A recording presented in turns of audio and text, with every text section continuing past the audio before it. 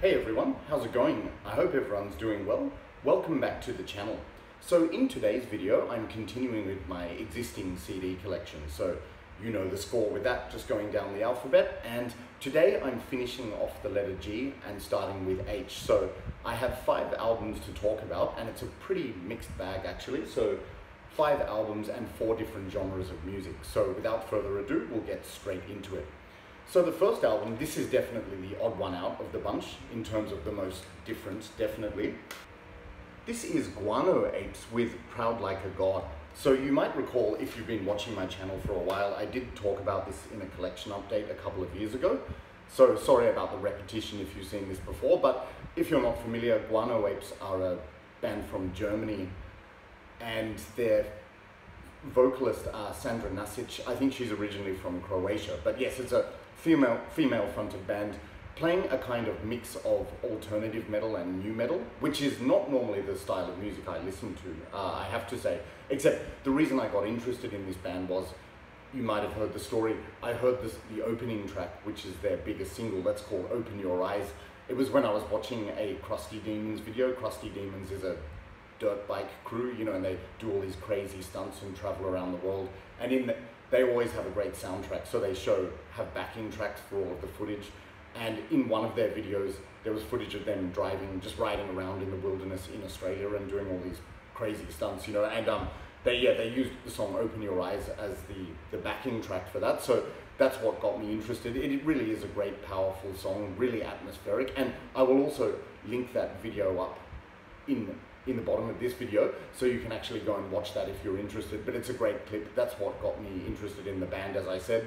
So it's hard to really describe their style, but it's like alternative metal crossed with new metal. I would say a greater emphasis on alternative metal, and they really do sound unique in my opinion. So when I say new metal, don't think that it sounds like Slipknot or Korn or Cold Chamber. It doesn't, but you hear that there are certain new metal elements, like some of the beats and the hip-hop elements to a degree in some of the songs, but most of all, it's just great atmospheric music. And Sandra Nasic has an amazing voice, ranging from that really sort of husky, shrieky style, where when I first heard her, I actually thought it was a male singer, and I didn't know, but then she also varies to that really sort of sweet, melodic kind of voice. So it's a very diverse album, and it's got 3 singles on it, I think. So Open Your Eyes was the one I was talking about. Also Lords of the Boards and Rain is a melodic kind of atmospheric track. But yeah, I like the majority of this album, I have to say. There are a couple of tracks that I don't get into, namely the last 2 called Susie and Tribute.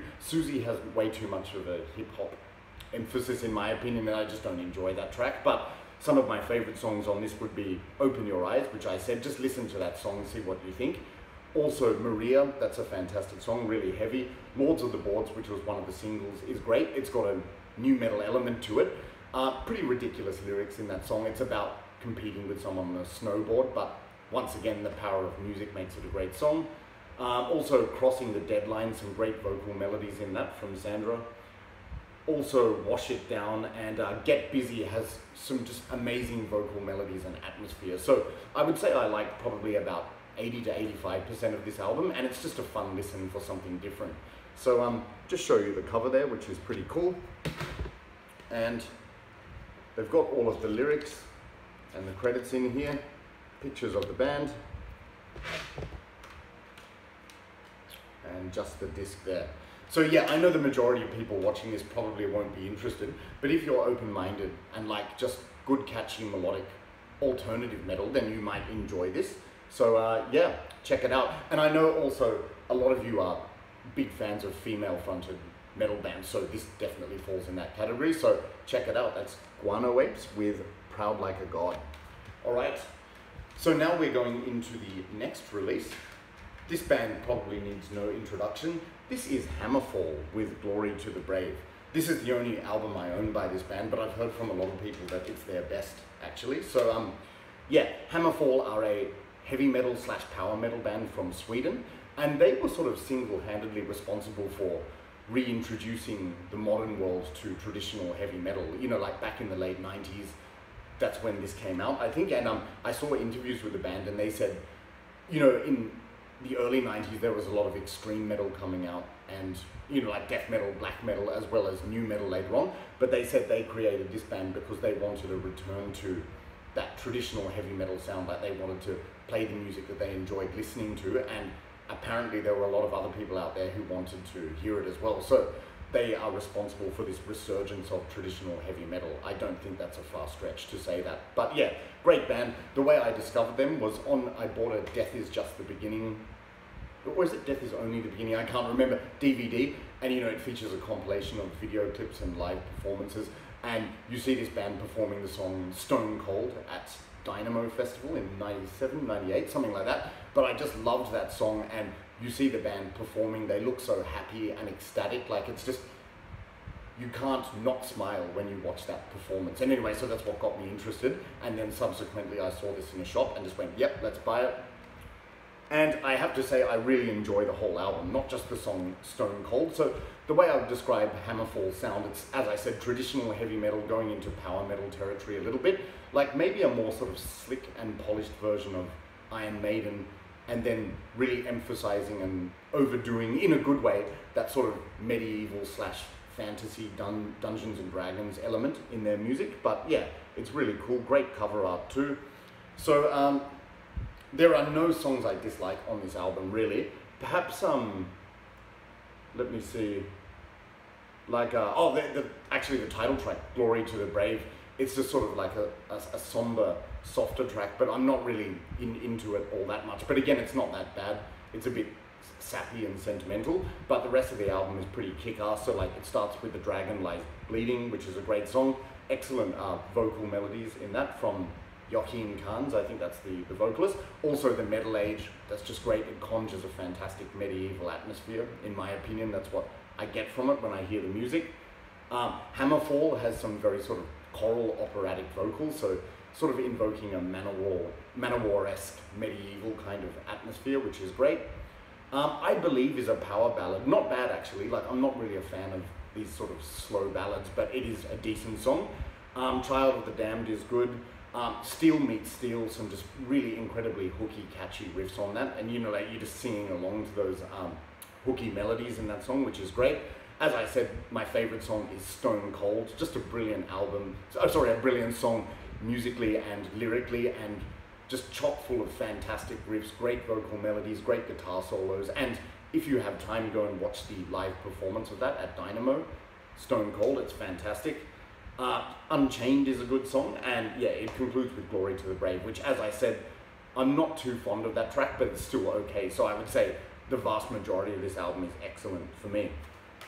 So just show you the booklet here. It's got all the lyrics and pictures of the band. I like the artistic direction on this album, and especially the cover art. So quite a long booklet. You don't really need the lyrics because he sings very clearly. Yeah, there you go. And I think the disc is just, oh yeah, it's got that same warrior figure. So yeah, nothing groundbreaking really. It's just a resurgence of traditional heavy metal, but it's very well done and it's really fun. So I really enjoy this album a lot. So as I said, this band is very popular, but if for some reason you haven't checked them out, I would start with this album, which is their debut. So that's Hammerfall with Glory to the Brave. All right, so as I said, this is a very mixed bag video, so we go into another genre now. Up next, this is Hatchet with Awaiting Evil. So Hatchet are a band from the US, I think LA, and they're one of those bands which is part of that modern resurgence of thrash metal. So quite a new band, and they're sort of gaining popularity now. I had never heard of them before, but I was at my usual sort of situation. I was at a market in Thailand and I saw this. I looked at the booklet, I'll show you that later, the pictures inside, and that on that basis alone, I just did a blind buy with this album, and I don't regret it. It's really good.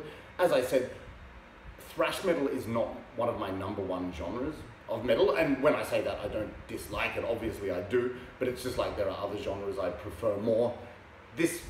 But having said that, like, there are, so, you know, I pretty much stick to the big bands with thrash metal, but yeah, I discovered this one by accident, and it's actually really good. So basically, it's like a modern retake on bands like Metallica and Slayer, and it's got that very kind of LA sound and atmosphere, and in terms of the lyrics and the imagery and the music. So it's quite raw sounding, and especially the vocals, they're those kind of sort of, not raspy, but like kind of screechy, yelped vocals, which actually suit the music really well, and just loaded with fantastic riffs and guitar solos. It sounds a bit more underground than bands such as Metallica and Megadeth, that kind of thing. So if thrash is your cup of tea, this is definitely a worthwhile listen.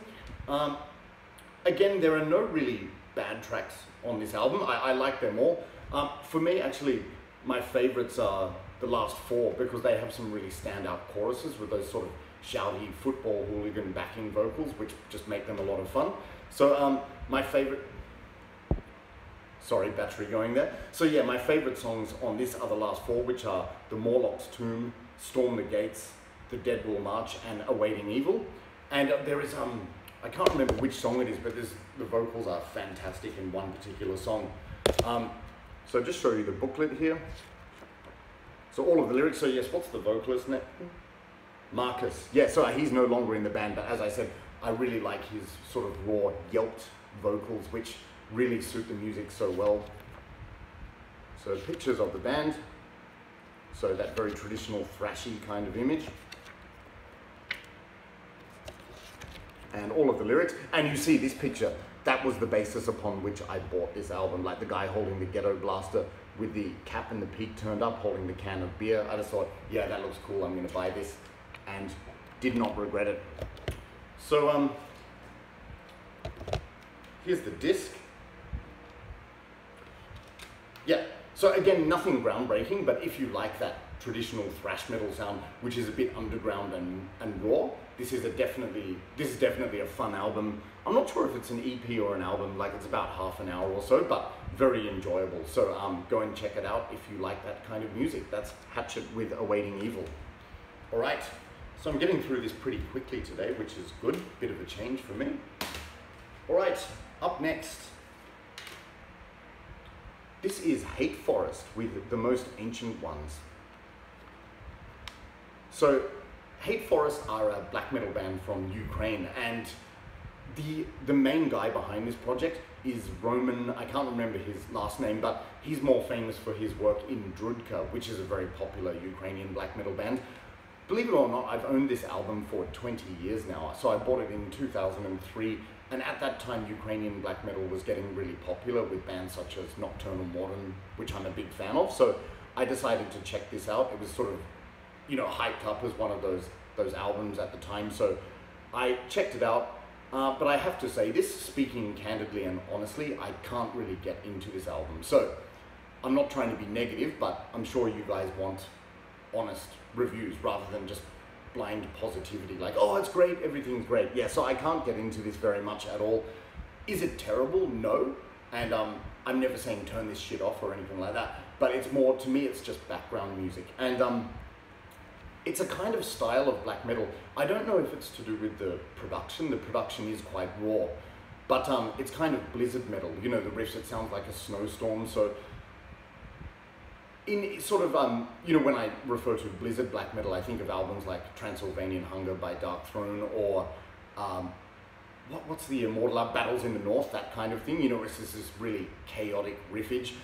It's similar in this, except something to do with the production. It's really weird, but the guitars aren't really in the foreground, so the melody doesn't stand out all that much, and the drum beat is pretty much the same on every single song. It's this kind of like mid-paced, marching, gallopy kind of rhythms, and in addition to that, the vocals are, unlike traditional black metal, they're more sort of bellowed, like a dark death metal growl almost. So a bit like the Scottish band Sayor, although I have to say Sayor is a much more interesting band to me. So speaking honestly, it's not terrible, but I just find that this album is like, how many tracks are there? 8? Like the same track done 8 times, or one long track with some pauses. I can't distinguish between any of the songs. There are no standout tracks to me.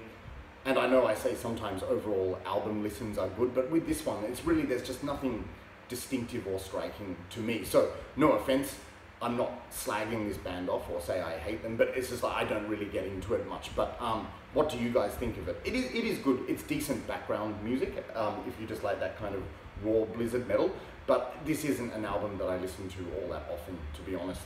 But the disc is black, so I won't show you that. But here we have the booklet, mostly pictures of nature, which are kind of cool. And actually it was the band name which made me interested in this group as well, or project. Yeah, it's interesting here, it says, with hate and scorn to worthless humanity, its values and ideals.